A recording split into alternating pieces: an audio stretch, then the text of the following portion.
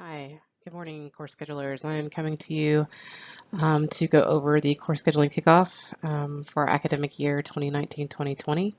Try to make this a little bit fun. As you all know, I love unicorns and have since I was a kid, so I've tried to incorporate that just to make it a little bit. We have two new course schedulers that recently came on. Leah Carrizales, she's in our MS program office. Kristen Bond, she's in the Department of Management. Please welcome them, and I'm sure that they would appreciate any input you have on the course scheduling process. First, we'll go over just what is involved with course scheduling, what we do, how is the process. Of course, if there's anybody that needs any one-on-one training, I am happy to accommodate. Course scheduling is a cyclical, it's annual basis. There are two processes to manage throughout the year. We have an internal process which is consistent of negotiations, allocations, scheduling, and then maintaining for each semester. We mostly focus on the fall and spring semesters. Of course, there are summer classes, but it is less involved and a little bit easier to get through. The UT Registrar's Office, of course, have their own process that we have to adhere to, and we are going to discuss how we can incorporate that into our own course scheduling process. There are three phases through the Registrar's Office. We have original phase, chair-proof phase, and live phase. There are many tools on Canvas that can be provided in order to, or that are provided in order to make the process a little bit easier. So just to give kind of an overall picture of how this works, kickoff starts in July, and we will be discussing our next academic year coming up in the next few months, and that's July through September. We have academic year planning and negotiations, so we'll start with kickoff in July, and then we will start with negotiations in September. Our instructional budgets are put together in October, as you all probably are aware, but we'll just touch on that.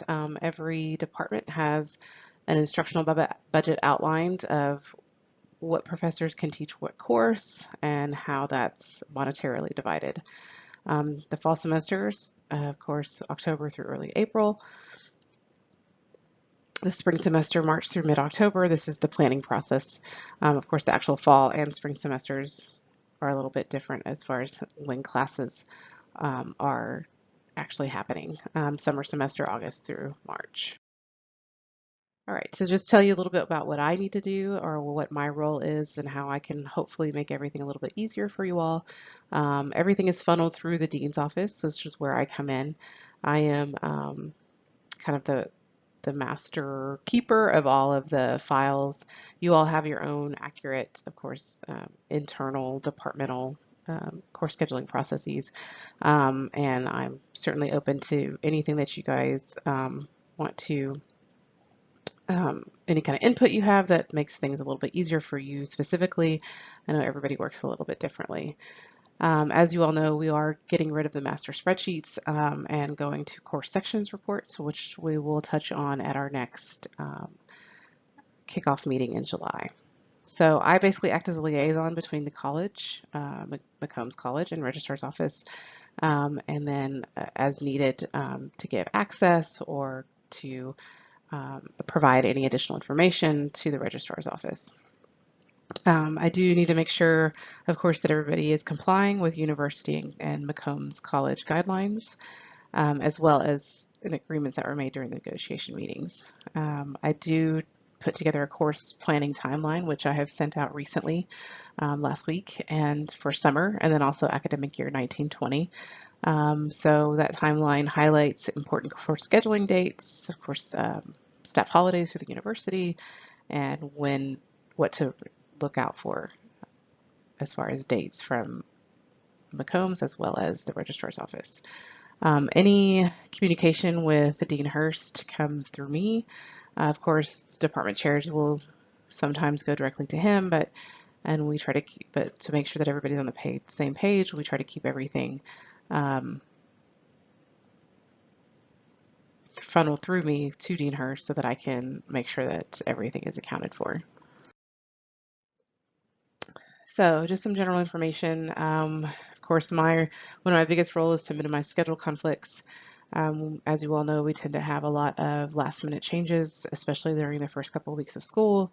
We are really trying to minimize the amount of faculty that are coming directly to me for any kind of room changes and things like that.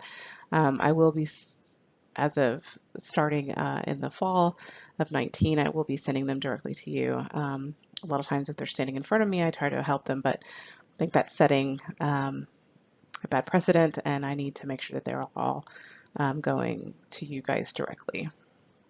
So as you all know, EMS is our internal scheduling system. All of the rooms that we own and manage are listed here, and of course their capacities. This is just in the GSB and CBA buildings. This does not account for the Rolling Hall. Of course, as you all know, Rolling Hall, we own the entire building, every floor. There are a few rooms that are the exception that the AT&T Conference Center does actually own, but for the most part, I would say 90% of that building we own and manage. So it's definitely very important that you're communicating with me directly so that we can make sure there are no schedule conflicts. So as you all know, we put together a master spreadsheet for the last several years. That's how everything has been conducted. You all have come to me individually and also as a group and expressed how maybe this is duplicate work. That's unnecessary since the registrar provides tools already to download and run and compare what's called a course sections report. So starting fall 19 and into spring 2020, we will be converting over to the course sections report as opposed to a master spreadsheet that we all just pass around. So Rolling Hall for the new guys, as you know, their classrooms are primarily dedicated for MBA. Of course, there's some exceptions to that, and which have to be authorized on a case-by-case basis. And it's urged, I cannot express this enough, that faculty go to you guys, as the course schedulers for the department, to submit any room preferences in Rolling Hall. The classrooms are designed to have a more intimate feeling, so there are no rooms that are bigger than 83 seats.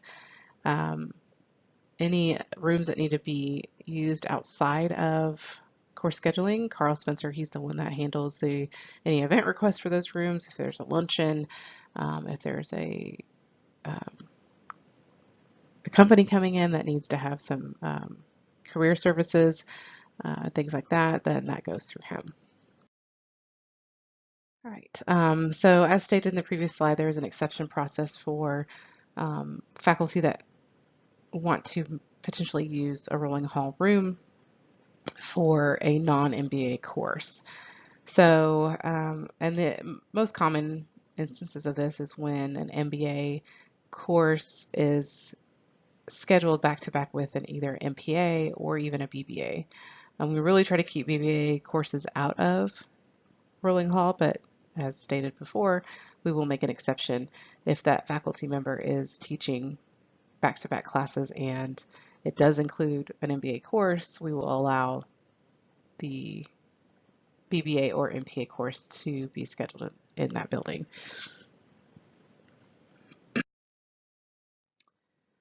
Just some more details on the exception process.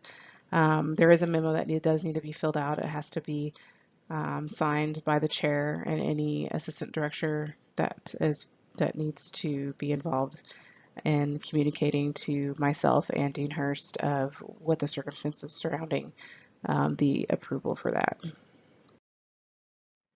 So let's touch on internal course scheduler. This is an incredible tool that we use in order to determine what courses we have in our inventory and which courses are going to be scheduled for each semester. If anyone needs a refresher, please come to me and let me know so that I can go over the process of it. It's really pretty easy as long as you are very mindful of making sure that you select the correct semester.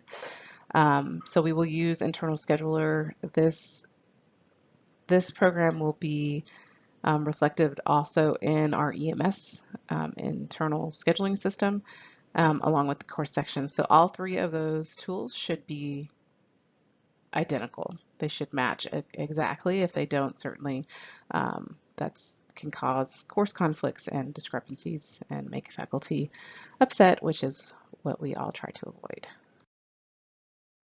All right, so again, here goes in more detail of how to schedule classes. You'll, of course, click on the schedule button. Another window will open and you will to the exact room as shown here. So we have an accounting class, we have it in as an MPA. We'll select the room from the drop-down list and also select the instructor, and then it'll give you the times that it's available. As you can see, here's an example of a room that is scheduled already. This is a integrated finance class, 370. It's an undergrad class.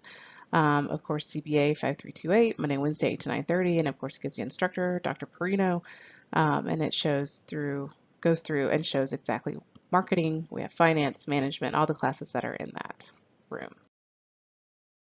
So, course scheduling resources, as I mentioned before, Canvas is an incredibly helpful tool, especially as you're getting the course timelines and production schedules from the registrar's office. I highly recommend going and downloading those.